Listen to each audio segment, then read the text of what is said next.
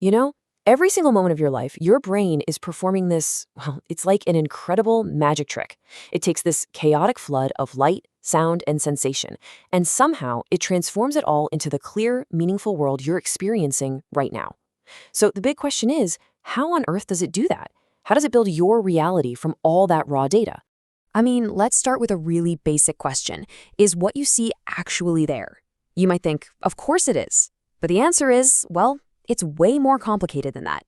See, the world isn't just beamed into your mind like a movie. Your brain is an active artist, and it's constantly interpreting, filtering, and sometimes even inventing what you experience. So come on, let's pull back the curtain and see how this masterpiece gets made.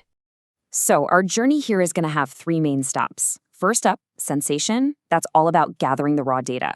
Then we'll look at attention, which is kind of like the spotlight, deciding what's important. And finally, we'll get to perception, which is where your brain takes all that and builds something that actually makes sense. Okay, let's start right at the beginning. With your body's built-in information gathering team, just think about your senses. Your eyes, your ears, your skin. They're like these frontline data collectors, and they're constantly feeding your brain a stream of information about everything happening around you. And that first point of contact, that is what we call sensation. It's that raw, immediate, totally unprocessed experience. It's the flicker of a light or the vibration from a sound. It's not about knowing what you're seeing or hearing. It's just the basic detection that something is there. It's the pure data before your brain has had a chance to do a single thing with it. So, with all this data flooding in, you might think your senses are these all-powerful super detectors. But they're not. They actually have pretty clear limits. Right now, all around you, there's a world of sights and sounds that are just too faint for you to even notice. There's a minimum level, a baseline, that something has to hit before it even gets on your radar. Let's make this super simple. Imagine a glass of plain old water. Now, if I were to drop a single tiny grain of sugar into it, you're not going to taste anything sweet, right? Of course not. Your taste buds, your sensory system for taste, just hasn't been activated yet. But if we keep adding sugar one little grain at a time, eventually we're going to hit a tipping point. And suddenly you'll be able to say, aha, now I taste it. It's sweet. And that exact point is the key to understanding our sensory limits. And that tipping point right there has a name. It's called the absolute threshold. It's basically the bare minimum intensity a stimulus needs before you can detect it about half the time.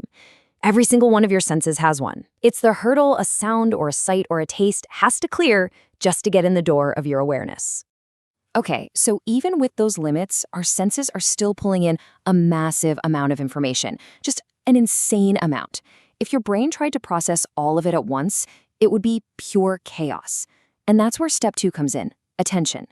The best way to think about it is like a spotlight in a dark room. It only lights up what's most important at any given moment. Yeah, attention is all about selection.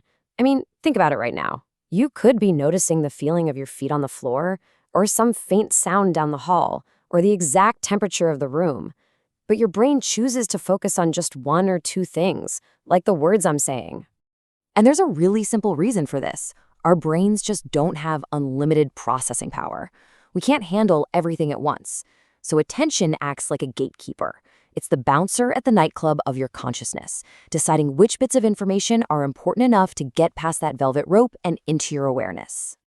So what gets an automatic VIP pass from the bouncer? Well, certain things out there in the world are just natural attention grabbers.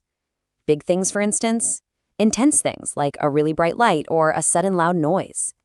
Anything that moves, that's a huge one.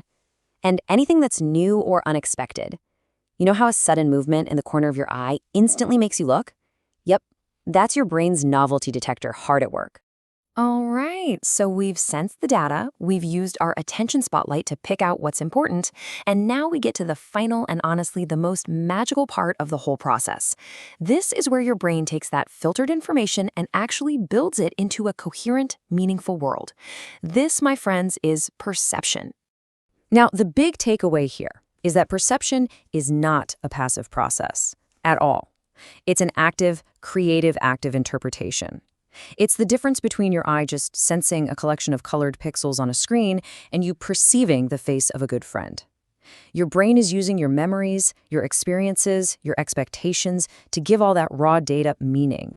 And what's so wild is how our brain organizes all this stuff. We don't see the world as some chaotic mess of individual lines and dots and colors. No, we automatically, instantly see organized wholes. This is the central idea of Gestalt psychology, this famous phrase that the whole is different than the sum of its parts. You want to see what I mean? Let's try a classic little experiment. Get ready, and when the next image pops up, just notice the very first thing that you see. Don't overthink it. Ready? So, what was it? Did you see a white vase? Or did you see two black faces looking at each other? This perfectly shows the very first rule of perception. Your brain has to separate the figure from the ground. It decides what the main thing is and what the background is. And here's the crazy part. You can't see both at once. Go on, try to switch back and forth. You can almost feel your brain actively making a choice, can't you? Our brains have a few other automatic rules, these little shortcuts for organizing the world. Take the principle of proximity. All this means is that we group stuff together that's close to each other. So when you look at this, you don't see a random mess of dots, do you? Nope. You immediately see distinct columns. Your brain just creates that grouping for you. And it works the same way for the principle of similarity. Our brains love to group things together that look alike. So in this image, even though all the shapes are spaced out evenly, I bet you instantly see columns of circles and columns of squares. It's just what your brain does automatically. And this one might be my favorite. It's called the principle of closure. Your brain wants to see complete shapes so badly that it will literally fill in the gaps for you. Let's be clear, there is no triangle on this slide. There are just 3 Pac-Man shapes. But I would bet anything that you see a bright white triangle because your brain helpfully connected the dots. It's constantly trying to make sense of things, even when the picture isn't complete. So these grouping rules are pretty much universal for all of us. But here's where it gets really personal and interesting, because perception isn't just about what's physically out there in the world, it's also about what's already inside your head, your memories, your beliefs, your expectations. And this is where we get 2 different ways of processing information. On one hand, you have bottom-up processing, which is when you build your perception purely from the sensory data. But then there's top-down processing, and this is where your brain's existing knowledge and expectations actually change what you perceive.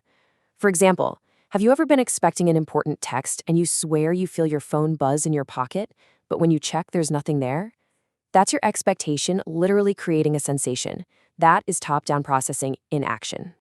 And that really brings us to the most important takeaway from all of this. We are not just passive cameras recording the world as it is. We are active architects.